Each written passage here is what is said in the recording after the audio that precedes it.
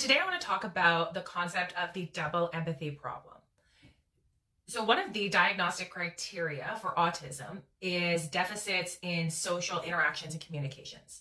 So the idea is that there is oftentimes an impairment in what is known as the theory of the mind for autistic individuals. So the theory of the mind refers to your ability to imagine the thoughts and feelings of another person and be able to kind of like put yourself in their shoes. And the idea of autistic people having impaired social communication and understanding would lead to an impairment in the theory of the mind, often considered key in empathy. And while it is true that autistic people often struggle with determining the intentions of allistic people and therefore struggling to put themselves in a position to be able to consider what their thoughts and feelings might be in a situation in order to put themselves in their shoes.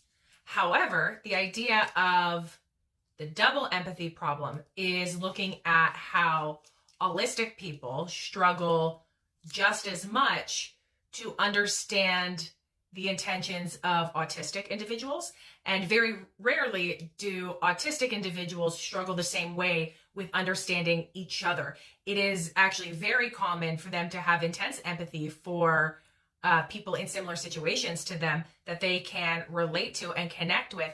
And that same pattern is observed in allistic people. However, it is only attributed as an autistic characteristic and an autistic lacking because we are smaller in numbers.